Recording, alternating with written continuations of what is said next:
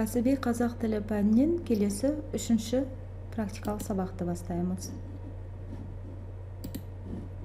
Тақырып, лексикалық тақырыбымыз биосфера.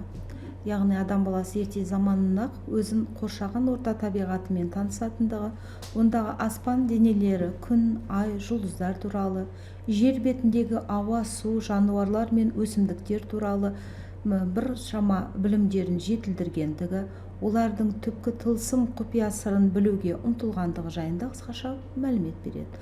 Жалпы биосфера бұл жер планетасының тірі организмдер мекендеген аймағы. Биосфераның құрамындағы ірі экологиялық жүйесі болып келеді. Оның негізгі құрамдас бөлігі ауа.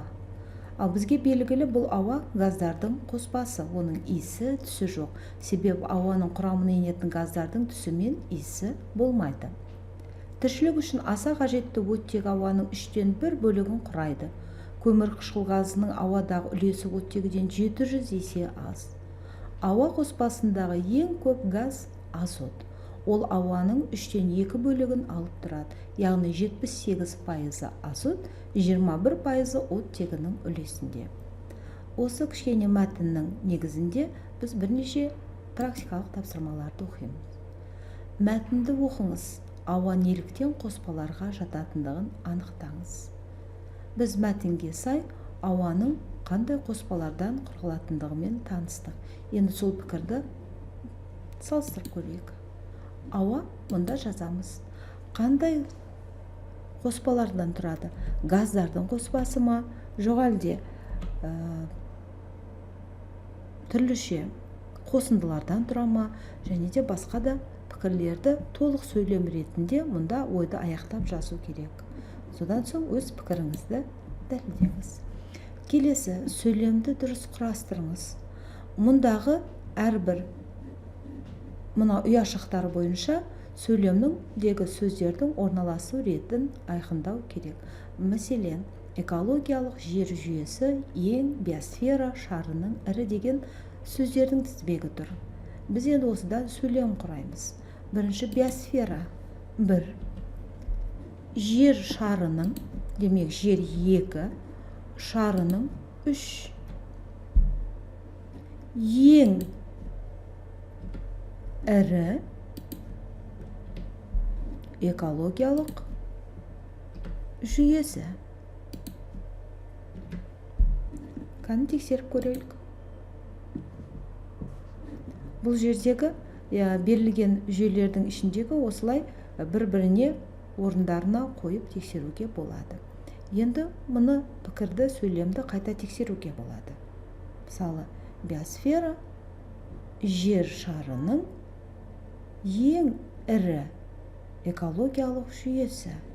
Бұл неліктен дұрыс емес деп тұр? Өйткені мына ұяшықтардың барлығын толық толықтырамыз, содан кейін ғана жалпы мәтінге сай дұрыс пікір беріледі. Келесі тапсырма. Бейне жазбаны тыңдап, сұрақтарға жауап беріңіз. Адам табиғатпен байланысты пікірінің дұрыстығын дәлелдеңіз.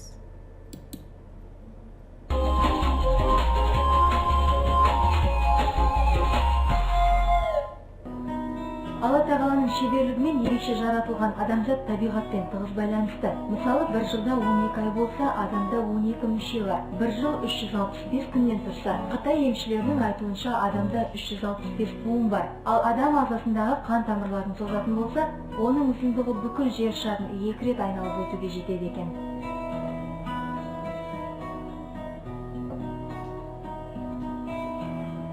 Алла тағала адамды жұма күні жаратты, жайдан жай жаратқан жоқ, су мен балшықтан жасап шығарды. Қасиетті Құран кәрімде біз адамды нағыз балшықтан жараттық. Содан кейін оны жадырда тұратын тамшы су қылдық. Сол тамшыны ұйыған қан жасадық. Ұйыған қаннан кесек ет жасап, кесек еттен сүйек жасадық та, сүйектерге етті қаптадық. Содан кейін оны басқа бір жаратылыс қылып жан салдық. Алла шебер жаратушы деп жазылған. Яғни қарап тұрсақ, су мен балшықтан жаратылған адам шын мәнінде табиғатпен тығыз байланысты екен. Халық жұмбақтарының бірінде дүниеде бір ағаш бар, түбі жуан, 12 ұл, 62 қыз бір күн туған деп айтылады. Мұндағы 12 ұл адамның 12 мүшесі, 62 қыз адамның 62 тамыры, ал ағаш адамның өзі екен. Расымен ақ әрбір жаратылыс сыр мен өзіндік құпияға толы екен. Ол ең алдымен Алла тағаланың шеберлігі. Адияр Албай, Жүсіп Дәулетов, Алматы телеарнасы.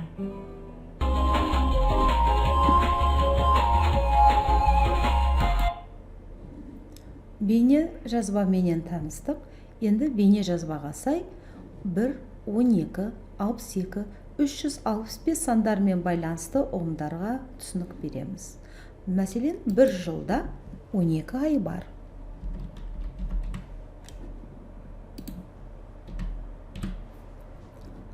Ал бір, арғарай сіздер өз мәтінді тыңдай отырып, пікірлеріңізді жазыңыздар, ой қорытындыларды, содан соң өз пікіріңізді дәлелдейсіздер.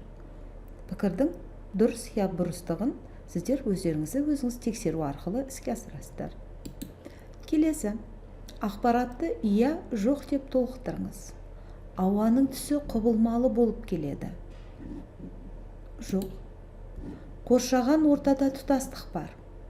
Иә. Биосфера жер шарының ең ұсақ экологиялық жүйесі. Жоқ. Ол ең ірі экологиялық жүйесі. Ауа оттегі мен көмір қышқыл газынан тұрады. Жоқ. Табиғат денелері мен құбылыстары бір-бірімен тығыз байланыста.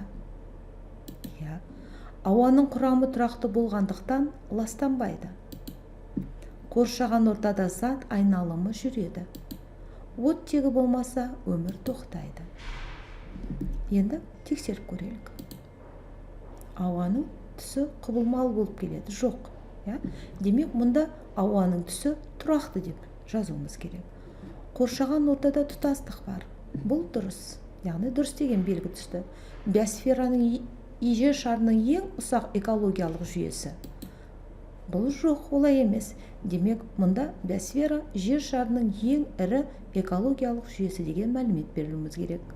Дәл осы сияқты өзге де пікірлерді тексеріп, пікірдің дұрыс я бұрыстығын айқындап, одан соң дұрыс емес пікірлерге өз ойыңызды жүйелеп жазуыңызға тура келеді. Келесі. 5-ші тапсырма ой қозғау. Ағзалар тыныс алғанда ауадан оттегін сіңіріп, көмір қышқыл газын бөліп шығарады. Қатты, сұйық, газ күйіндегі отындар жанғанда оттегі жұмсалады. Өнеркәсіп орындары, көптеген көлік түрлері, әр үй қаншама отын жағатынын көз алдыңызға елестетіңізші. Ендеше ауадағы оттегі неге таусылып қалмайды? Осы пікірге өз ойыңызды жазсаңыздар. Ал өз ойыңызды мына пікірмен салыстырып көріңіз. Яғни жұмсалған оттегінің орнын жасыл өсімдіктер толтырып отырады. Олар қоректенгенде ауадан көмір қышқыл газын сіңіріп, оттегін бөліп шығарады. Өсімдіктер ауаны оттегіне байытады, онсыз тірі ағзалар тұншығып өлер еді. Деген ұғым осындай өмір тәжірибесінен алынған. Демек, мұнда бір халық мақалы, немесе нақыл сөз, немесе бір халық пайымдауынан туындаған пікірдің сіз жазып дәлелін келтіруіңіз керек. Одан соң өз пікіріңізді әдеттегідей тексеруден өткізесіз. Келесі 6-шы тапсырма. Бейне жазбамен танысамыз. Адамзат және қоршаған орта тақырыбында эссе жазамыз. Бейне жазбамен танысайық.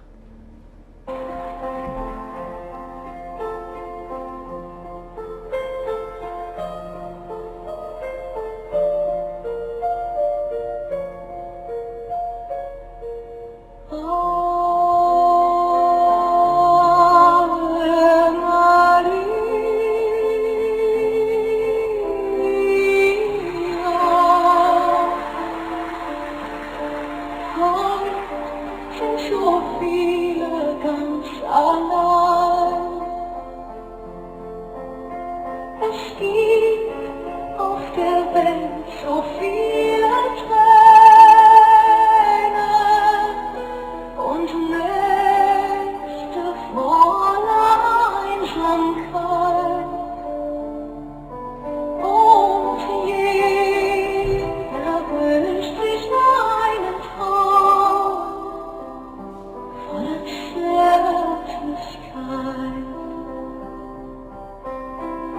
once my heart's an eye upon water.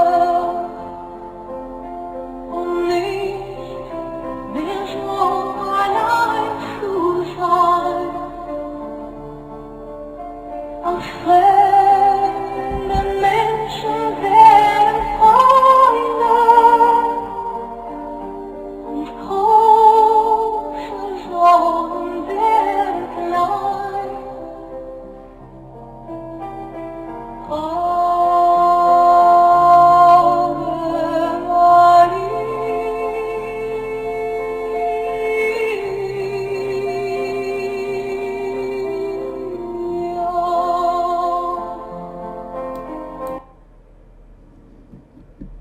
Бейнежазбамен таныса отырып, сіздер өз пікірлеріңізді дәйектеп жеткізіңіздер. Әрине, бұл жерде релаксация тәсілі іске асатындығын да ұмытпаған жөн. Әуеннің бейнежазбамен байланысына да көңіл бөлулеріңізді сұранамыз. Бүгінгі берілген тапсырмалар негізінде сіз өз білім деңгейіңізді мына тест тапсырмаларымен түсіндіре аласыз. Өз-өзіңізді бағалауға мүмкіндік беріңіз.